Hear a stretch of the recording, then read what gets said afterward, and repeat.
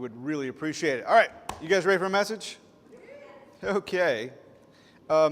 Acts chapter 2, verses 44 through 47. These are the verses that we're looking at this summertime, and we're taking our time just walking through it. It is, as I've mentioned, it is a picture of the New Testament church, and so obviously there's a huge transition between the Old Testament and the New Testament. And I'm not just talking about that blank page that kind of in your Bible that sits between it. There was a huge transition, obviously, as Jesus showed up. And so everything changed, and our dynamic, our relationship, our connection with God changed. The veil in the temple was rent. We now have direct access. We carry God with us. And then in the book of Acts, you have this, it's very dramatic, but you have this kind of the Holy Spirit indwelling its people and the Spirit of God coming down. And so you have Pentecost. And Pentecost, 50 days after the resurrection of Jesus. And then immediately after, the presence of God is with his people and the Spirit of God is with us, immediately a new church is implemented. And so what we've been talking about this summer with a series that we're calling Vintage Faith is the qualities, the priorities of that new church. This is church in its most pure form. This is church before 2,000 years of culture and ego and other alternative priorities and ambitions and things that styles and methodologies and all these different kind of components we throw at what we do with church. This is church before all that. So this is a very purified version of that. And so we get to look at church before we got our fingerprints all over it. And so that's kind of what we're considering today. I want to read it, and then we'll talk about an aspect of this. This is what it says. All who believed were together, and they had all things in common. They began selling their property and possessions, and they were sharing them with all as anyone might have need, day by day, continuing with one mind in the temple and breaking bread from house to house. They were taking their meals together with gladness and sincerity of heart, praising God and having favor with all the people. And the Lord was adding to their number day by day those who were being saved. The goal for our conversation through these verses is really to consider what really matters, what truly matters, to reassess and reevaluate what church is. I think church is sort of different. It fulfills a different need for everybody. And but I'd like to kind of consider, why is it so important? Get on the Jesus train, everybody. Why is church so important? Why does it matter? What is it? Is it just a social gathering for believers? Is it just a teaching opportunity for the Bible? Is it just a place that you go occasionally when you feel like you need a spiritual pick-me-up? Or what is it? And so that's been the conversation. And I think that we probably all have realized this, noticed this. Over time, our priorities in life change. And so depending on where we are, what stage of life we're in, the priorities begin to change. There's a time where your job is the most important thing on planet Earth. And then there's a time where you're done with that and your golf swing is the most important thing on planet Earth. There's a time when, keeping little babies alive and happy is everything. And then eventually they leave the house, and now it's like, okay, what are we going to have for dinner? I mean, the priorities in life change. Sometimes they change for the better. Sometimes they change for the not so better. And sometimes we drift away from the things that actually truly matter. This picture that we're reading here in the book of Acts is a group of people that are finding out that everything that they had given themselves to, and then they had been taught and they had been conditioned to believe, has now changed. And there's a new priority. And that new priority is not centralizing one's own spiritual development. Now the central priority is Jesus and who he is and what he's done. And so they are moving in this, I mean, they're in the act of moving away from it as we read this. They are moving away from this old way of life to a completely new belief system, a completely new life. And so we're seeing that happen in real time. And in fact, I want to refer to these verses in Philippians chapter 3, verses 7 through 8. And Paul, the Apostle Paul, who's part of all this, he's in the thick of all this. But this guy had a very successful, Pharisaical religious life that we find out about. He talks about in the old, as far as prior to Christ's coming, he was actually the top of his class. He was the best of the best as far as religious individuals, and so he was thriving.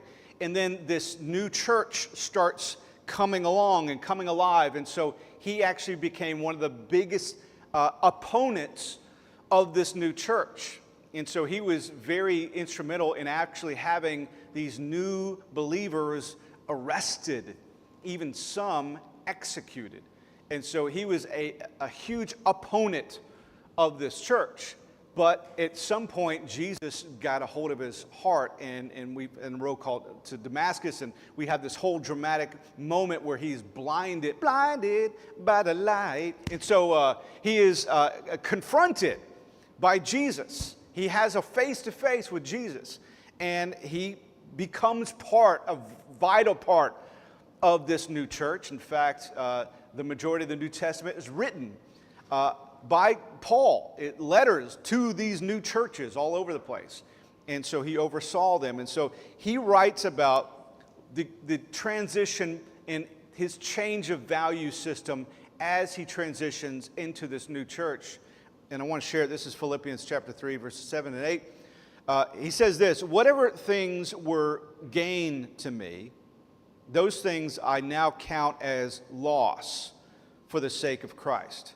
More than that, I count all things to be loss in view of the surpassing value of knowing Christ Jesus my Lord, for whom I have suffered the loss of all things, and I count them but rubbish, that I might gain Christ." Everything that I elevated, everything that I lived for, everything that I invested my life into, I now consider a complete and total waste. Everything. All the priorities, and now we're not talking about like hobbies. We're not even talking about just simply possessions and stuff. We're not talking about the career change. We're talking about his spiritual life. However he understood God. His connection to God. The way that he went about connecting with God. And that was living up to the Ten Commandments. That was performing as well as he possibly could. He says at one point, he said, in fact, I think in this very book, he says, as far as the law is concerned, I was blameless. The best of the best of the best. I flew at a spiritual altitude that no one else could ever hang with. He was the Michael Jordan of religious folks. So they hung up his jersey in the temple, if you know what I'm saying, at least his toga. So he was the best of the best. He's saying all that stuff, doing everything right, I now count as garbage. He says that it works against him. It's a disadvantage, not an advantage. Because now the way that we relate to God is not in our strength, but in our weakness. So all the things that he is self-assured about and he is independent with works against him in his connection with the living God. It's in the way. This is a giant value system shift. Huge. His value system has completely changed. He's ruined for everything else. He's ruined for the mundane. He's ruined for the typical. He's ruined for religion. He's ruined for everything. He's ruined because he's tasted and he's seen, and he can no longer compromise or settle for anything less than Jesus. How many of you guys have ever been to Tremont Tavern and ate a burger? Your life was changed. We hung out with Peter and Liana one night, and we were just, I was like, it's hard for me to eat this burger in front of people because I want to be, I want to be respectful and not make noises and do a cartwheel in the middle. It's amazing. And so one time I was, speaking of weddings, I was officiating a wedding on Suck Creek Road in some random spot, and it was actually pretty nice. And so they just parked their kayaks, and we just did a wedding. And so I was killing time a little bit. I was in a suit, which I wear rarely, and it's usually either a great day or a horrible day, but that's the only time I wear a suit. So I'm wearing a suit, and I'm like, I got to get something to eat. So I was like, there's a sign on this place, and I'm not going to name the place, but it says, best burger in town. And so I was like, I'll go there. And so I said to the server, I said, is it really the best burger in town? And she was like, absolutely. And I said, we'll have one of those. And I took a bite, and I was like, this is not the best burger in this zip code. I don't know. I can actually see a better burger from this place.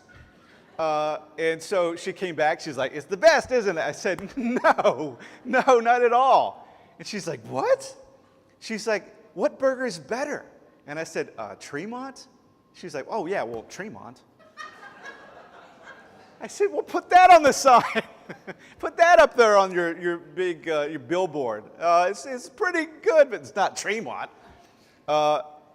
Once you've had a really good burger, it's hard to settle, right? Once you've had a fantastic, perfectly seasoned steak, it's really tough to have like a mediocre kind of just.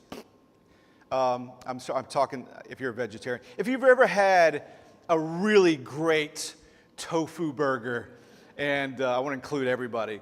If you've had some perfectly grilled asparagus, it's hard to move on to Mick asparagus. And so I've had the best. I've experienced the best. And so once you've tasted and seen that he is good, religion doesn't cut the mustard anymore. And so when I hear messages, which this world is full of them, messages of do better, try harder. If you just do this, then God will bless you. If you just try harder, God will lift you up. And it's all about this kind of employee-employer kind of dynamic, that we're just working for God. Anytime, and this is free of charge, this is actually a very, very important understanding that I'm giving free of charge here. If you ever hear a message and any inclination of something that we must do is not first rooted firmly in everything that Christ has done, if it's built on the conditionality of if you do this, then God will do that, that is not the gospel. That is legalism, and it is off, and it's going to take you to a place of brokenness, despair, frustration, and it's not right. Paul talks a lot about in his letters what we must do. But Paul always roots what we must do in what Christ has done. Because of what Jesus has done, therefore, let's do this. That is not just semantics. What Christ has done is what fuels us to do what we're called to do. That's a freebie. You're welcome. There you go. The surpassing value. I love that phrase that Paul uses. The surpassing value. That all that I've done, all that I've accomplished, all that I've acquired, I count as loss. It's nothing in light of the surpassing, immeasurable value of simply knowing Christ. That is the commonality that is bringing these individuals together in this new church. That's the common ground. That value system is why a lot of different people are coming together. One of the most amazing parts, and probably one of the most, you might even question, what was so different between this new church and the temple and the old way of doing things? Well, one of the most noticeable things that people were like, it was scandalous, was that suddenly value was given to every living creature. Every person had value. Suddenly there wasn't this hierarchical kind of class system where if you were of the religious class and you spent your entire life training in the temple and you were actually part of the religious elite, Pharisees, scribes, people that were on top of their game, you were not those people at the top of the food chain. And then if you were, I don't know, a woman, a child, a Gentile, a Samaritan, anything else but what that was, you were lesser than. And there was a class system that kind of fell into place underneath these people. That's why it was always scandalous.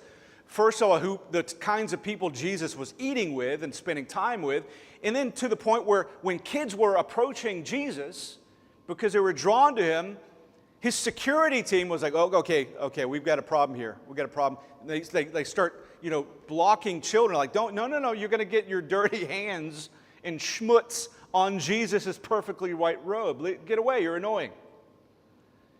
And Jesus is like, what are you guys doing? No, let the children come to me. He's showing preference and value. He always did this. A woman with a sketchy reputation approaches him at a Pharisee's house, and they get all scandalized. He's like, what is your deal? And he turns it on them. He says, you need to learn from her. She is going to teach you something. They're like, what is she going to teach us? This is the New Testament church. The floodgates open, and now we're all one. There's value and purpose and significance in each and every one of God's sons and daughters. All of us. It's no lesser than. And you see, I don't want to make a big deal about this, but you see how the old system seeps into church and religiosity. Where if you had an experience in church, a church like this, I know I have, it feels very hierarchical. It feels like you start at the bottom and you do your best to try to move up the top, and then you realize at some point, I'm not the type of person that can get to that next level. And everything's a ladder as opposed to focusing on a cross. That Jesus has made us all one, neither male nor female, nor Jew nor Gentile, we're one. The common ground that all these different types of people were finding together was Jesus, was this new value system. This is what the Bible says. All who believed were together. They had all things in common. It goes on to say, day by day, continuing with one mind in the temple, and they were breaking bread from house to house. They were together. They had all things in common. They were in one mind. Another translation, in one accord. They were on the same page. The way we typically connect with other people in our modern society, the way that we usually build relationships or start them or whatever, is over commonalities. We try to find things we have in common. If any of you guys are in the dating scene, or have been in the past, and so I know there's a lot of apps for that and lots of things. And so Sonia and I got together before there was like computers, and so we didn't do that. But I appreciate everyone's story and how they come together. I think it's beautiful. But I think what we try to do in that journey is try to find commonalities. And if there's none, we kind of see that as being incompatible. Unless you're like the way that person looks, then you start just, okay, well, I'll start liking what they like. We'll make it work. Friendships. We do that. We find commonalities. At work, we try to find common ground with our coworkers. We try to find, okay, do you have kids? That's a commonality. Parents connect like nobody else because they get together and they cry. Sports teams is a commonality. If you see a perfect stranger across and they're wearing like the Georgia Bulldogs, you're like, oh, go Bulldogs! Or Roll Tide or Rocky Top, whatever you say to each other. I don't know. Hobbies. You meet people like people go to these like cooking classes and book studies and things that we like to do. People get together and they make lifelong friendships over pickleball. Just things that we do that we can find in common. It's how we connect. Interest, passions, whatever it is. You find commonality with people that way. It's good to look for common ground. It's good, and truthfully, if you look for it, you can usually find it. There's going to be something that you both agree on. Hey, you like food too? No way, small world. I love food. It does require effort. It does require conversation. It does require listening. It does require leaning in and paying attention. Something that is way easier is to find reasons to divide. That takes way less effort. Reasons not to connect. Reasons not to come together. Reasons to not like someone. That's way easier. That doesn't take any sort of effort. That doesn't take any sort of leaning in or conversation. You can make a 30-second decision. I don't like that guy. I don't like her.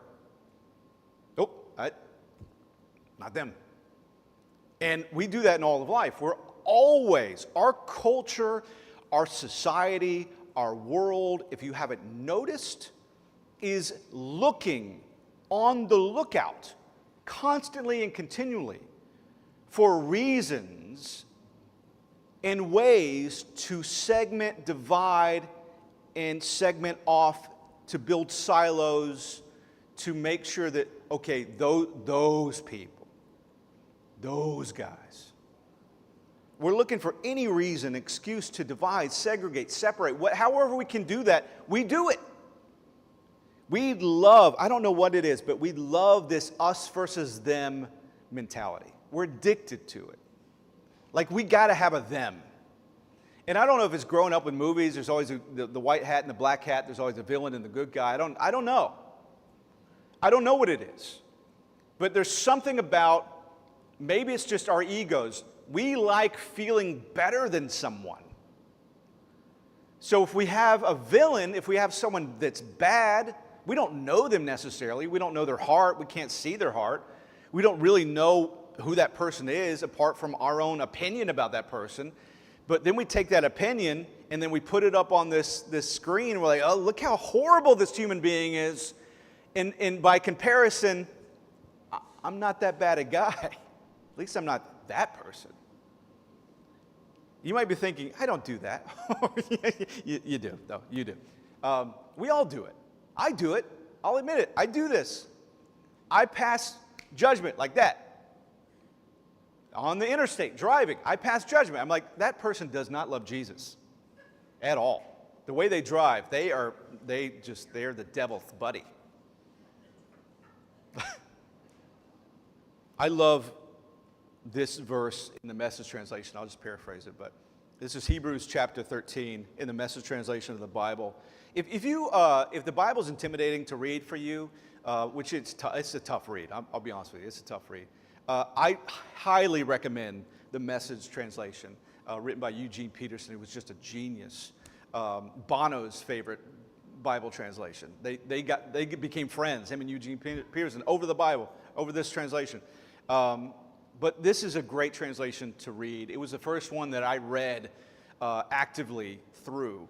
It was awesome. So anyway, Hebrews chapter 13, verse 9. The grace of Christ is the only good ground for life. It's the only good ground. It's the only right place to build. It's the only right place to live. It's the only property that we should be abiding in, is the grace of Jesus. This community that we're reading about experienced unity because the most important thing was Jesus. They lived their life and built their life on this good ground of the grace of Jesus Christ. They met each other there. They found each other there. They did life there. It is the most solid place that we can build a life. My wife is a saint and an angel. Sonia, if you don't know her, she is the greatest human being I've ever met. And I know that she's a saint because God put her with me. And that's not because I'm a saint, it's because it requires a saint to be married to me. Can you imagine such a thing? You're like, oh, Sonia, I'm so sorry. I know. Believe me, I know. And so she has to hear me complain about everything, but most commonly, I complain about running an event space. I complain about it. I gripe about it a lot because I don't want to be hanging drapes at midnight. I don't want to be mopping. I don't want to do that. It's hard work and it's a lot, and I didn't sign up for it. And when I said, God, I'll do ministry, I didn't know this was anywhere near it. Had no idea. But in doing this event space, there has been some beautiful bright spots. And not the least of which last night, a gentleman I met with to secure the event that happened last night. He's from the Atlanta area, and he's from Memphis originally, moved to Atlanta, and they do a biannual, every other year, family reunion, and he and his wife were kind of in charge of it, which he said, I turned in my resignation at the event. I got on the microphone and said, I'm done, I'm not doing this anymore. But anyway, when we met the first time to secure the space, we talked for like 2 hours. And I just met the guy. And on paper, you would say, these two have nothing in common. And I would say the vast majority of the people that we meet on paper, probably nothing in common, not a lot in common anyway. But at some point in the conversation, with countless people, we're doing 120 some odd events every year, maybe more. At some point in these conversations that we have, a lot of times, I'd say more often than not, if there's any length of time with the conversation, faith comes up. And as soon as that happens, we're friends. That's it. I've got friends all over the city that I would probably had never, our traffic patterns were not the same. We may have never crossed paths either, ever. And we are great friends because ultimately that's the good ground. That's the thing that brings us together. That's the thing, that's the solidity. It's not shared experience. It's not what you look like. It's not what you've done or what you do for a living. None of that stuff. It's all surfacey. This community, what they had in common was Jesus. Maybe nothing else. Jesus gave everything in order to bring us together. He gave everything to bring us together. And when I say us, all of us, all the whosoevers, all the, not them though, yes. This is John chapter 17. I paraphrased this last week, I believe, and in these couple verses, this is part of the entire chapter of John 17 is Jesus praying. It's a prayer. He's moving towards crucifixion, and this is one of his last prayers that he prays. And just a couple verses to share his priority in one of his last prayers. Verse 22, the glory which you have given me, I give to them, that they may be one, just as we are one. I and them, you and me, that they may be perfected in unity.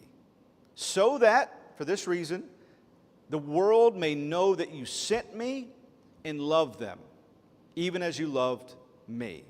Father, I desire that they also, whom you have given me, be with me where I am, so that they may see my glory which you have given me, for you loved me before the foundation of the world. Make them one.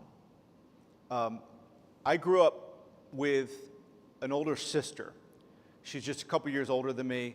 My younger sister is a decade younger than me, so she's the baby. But my older sister is a little older. And on car rides, this is obviously with no cell phones, nothing like that. Now kids have all this like entertainment. We had the window. That's what we had. Look at that cloud. Look at that one. That looked like a sheep, that cloud. That's amazing. And then all that we had between this Stapleton family civil war happening in the back seat was the hump in the middle of the thing. Don't cross the hump in the middle of the seats. You know what I'm talking about? Where the feet, okay. So my sister, for no apparent reason, she's in kids' ministry. She cannot confirm or deny or even defend herself right now, but for no reason, whoosh, slapped me in the mush right there. Just because I was looking kind of dumb, so she let me know. Or she put her knee press on me. I was in my arm. Like, okay, stop it. And so we always have to have the last. You always have to have the last slap or the last word or whatever. And eventually, my parents would let it go for a minute to see if it would just resolve itself. And then eventually, stop it, stop it, stop it, stop it, stop it. I'll turn this car around. Whatever they say. The hand. Sometimes my mom's little hand will come back, just start swinging. Whatever she hits, it's fine. Just swinging at us. My parents wanted my sister and I to get along, not for any deep spiritual reason, but because they liked peace. Peace and quiet. How glorious is peace and quiet? It's the greatest thing. It's a glimpse of heaven when your kids are not fighting, and peace and quiet reigns and rules in our house. There is much more at stake with us becoming one in Christ than just peace and quiet. Jesus is not reaching from the driver's seat like, stop it, stop it. He sees us firing off on Facebook or Twitter or whatever you are and saying your passive-aggressive things and trying to fix the world with your sarcasm and your meanness. So this will show them, like the whole world's like, you know what? That person's right. She is right. She just called me a moron. She's right. So that's not Jesus saying, hey, stop doing all that. I want some peace and quiet up here. Like Jesus is up there trying to watch the game. Like, guys, shut up. There's much more at stake here. In fact, Jesus says it. I want them to be perfected in unity so that the world can know that you sent me. That the world can know that you love them as you love me. That's what's riding on this. So some might say, we don't have to get along. We don't have to like each other. And in fact, I can be mean and short-tempered because you're wrong. That's not the priority, though. He doesn't pray, make sure that everyone is right. If anything, 1 Corinthians 13 is a lesson on the fact that you could do everything you know to do right and still be completely wrong. You can prophesy, you can speak with the tongue of angels, you can give all your possessions away. But the Bible says if you don't have love, then you're a noisy gong and a clanging cymbal. You missed it. You missed it. There's a point in 1 Corinthians chapter 8 where the Bible says, you guys spend this is Paul saying, you've spent all your time getting smart. You know everything, but you don't love anybody. He puts it this way. Yes, wisdom makes you proud, makes you feel important, knowledge does, but love builds. That's what builds people up. Not what you know, what you love. somewhere along the way, we're giving the impression, we pick up this idea that the perfect bond of unity is sameness, is shared priorities, shared perspective, similarities. You have the same opinion, you have the same perspective, you vote the same way, you do the same thing, you're of the same age, you're from the same location, whatever it is. Let me read this to you. This is Colossians chapter 3, and we'll wrap it up in just a second. Colossians 3, verses 12 through 16.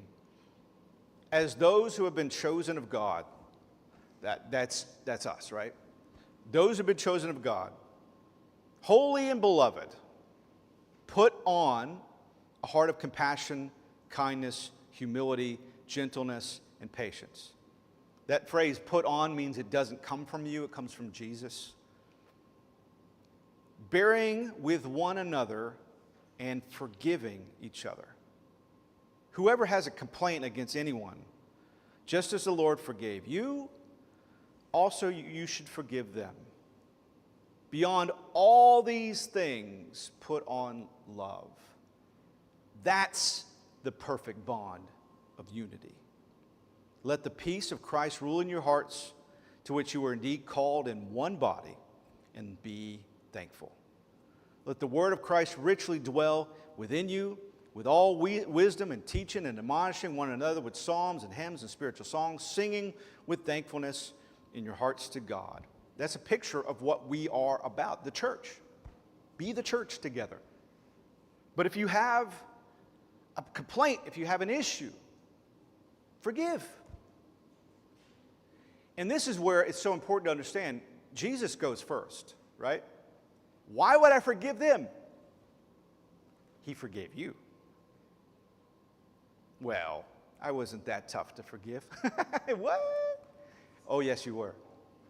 Jesus, it cost him his life to forgive you. You're not going to die forgiving somebody else. He died forgiving you. We're all messed up. That's it. We're going to pray. That's the end of that. We're all messed up. We all got our stuff.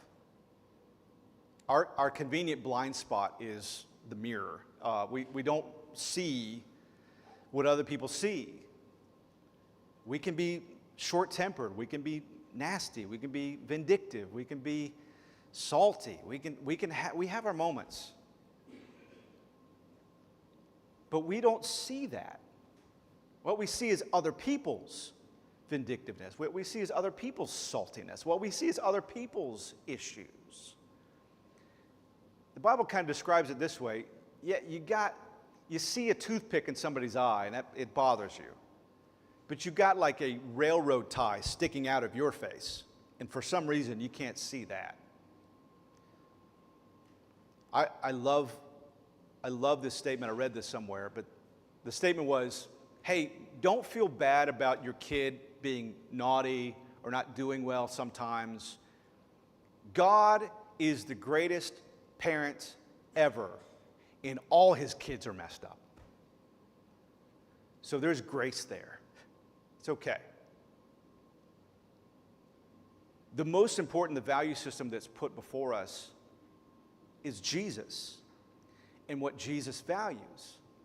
And what Jesus values is us loving each other the way that he loves us, which is without strings attached, which is without hoops to jump through, without conditionality. I know all of this world is conditional, but this is a place that's built on unconditionality.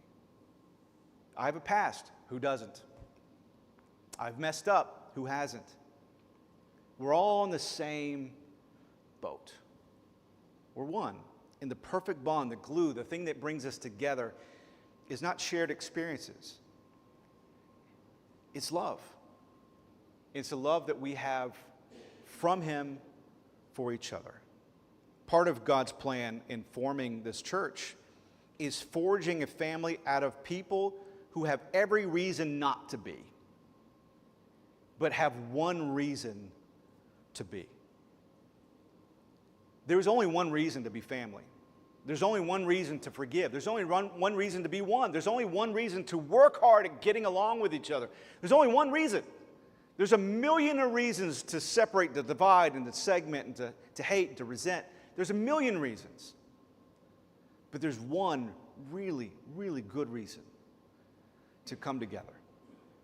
And it's Him. He loves building families out of people that look like they don't belong together. How do they get along? How are they connected? Because that the world can understand as being miraculous. Oh, wait, that's His prayer. Make them one so people know me.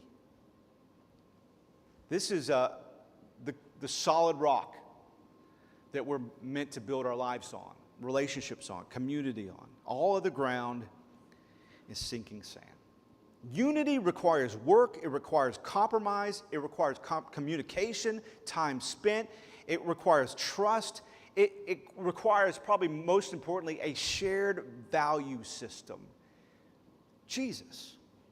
And in light of Him, nothing else matters.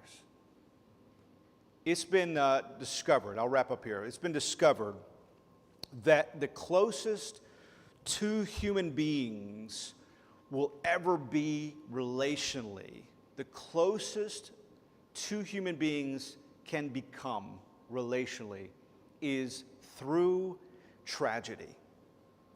Shared heartbreak, pain, and tragedy.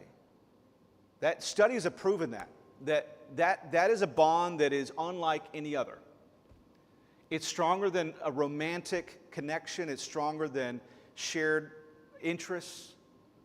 It's even stronger than family relationships.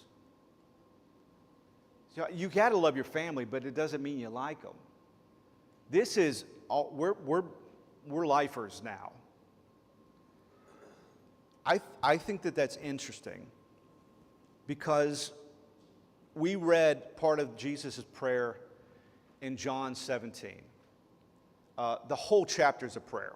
And really the big line item is that we would know Him and become one. The lead-in to this prayer, the very last verse in John 16, the very last thing He says as He enters this prayer about us becoming and being one is this. It's John 16:33. In this world you will have trouble. But take heart, I have overcome the world.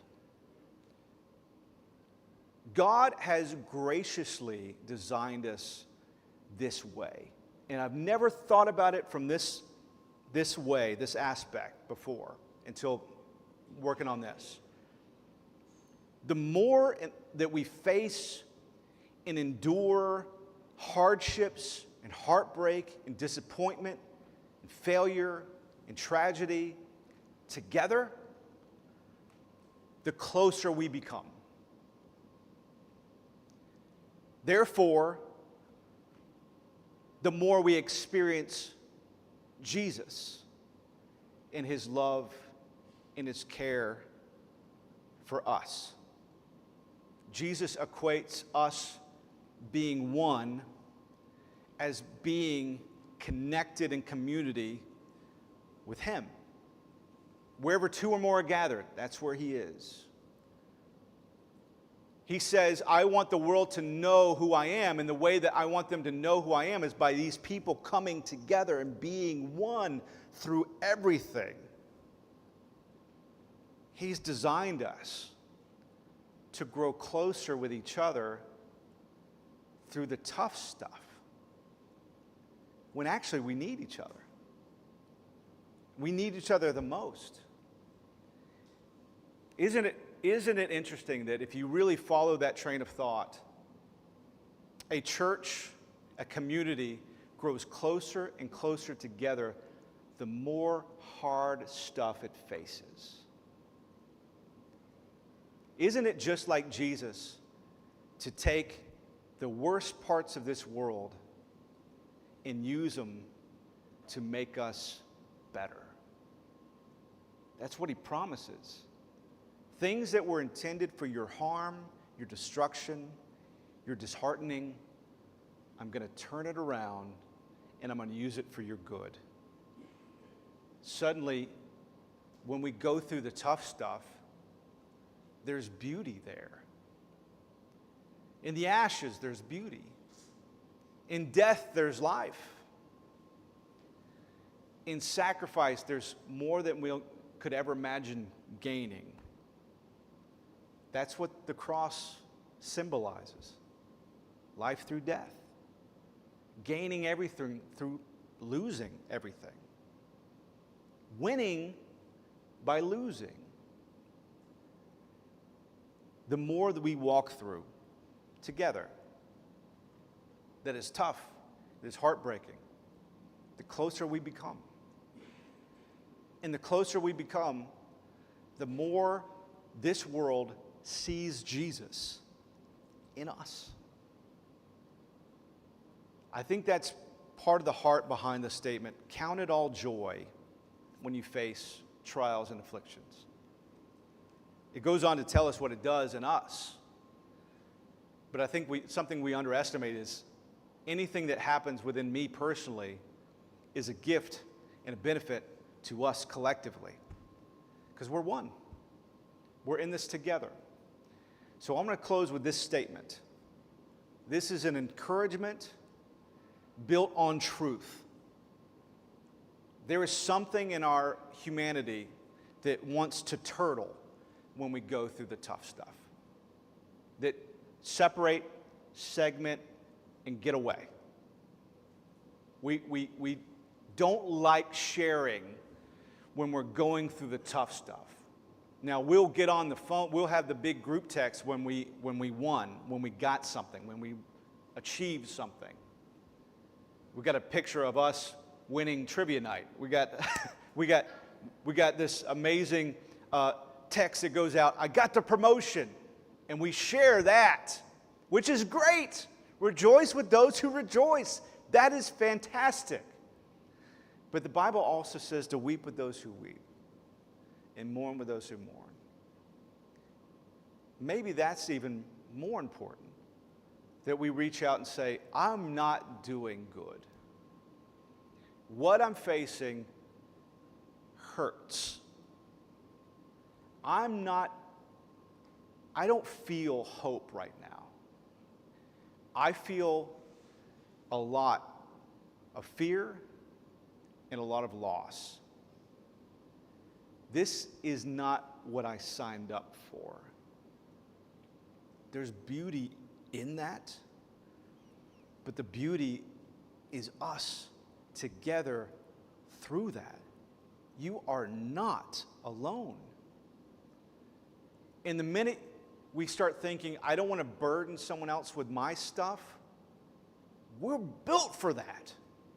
That's what we're here for. We find purpose and meaning in our life by helping shoulder each other's burdens. There's an old Christian cliche I grew up with. When I try to bless somebody, I try to give somebody something or buy them lunch, and they will refuse it. And there's always someone that says, don't rob him of his blessing, because he's going to be blessed if he blessed you. Don't rob him of his blessing. I don't know why I get Southern when I quote these old, because it's what I grew up in. That's the person that said that to me was very Southern. Don't you do it, man. I'm from the South. I can do that, right? So even more important than that cliche is the reality of this. I find purpose as a Christian, as a person, by loving and serving you through the tough stuff, by helping shoulder your burden. So don't diminish someone else's opportunity to be who they are by not sharing what you're walking through. That's why we're here. The church is not just it's not a gathering, a country club together holy people. We are the island of misfit toys, and we need each other like crazy. I want to pray. If you would just bow your heads and close your eyes, I'm going to take a moment and pray.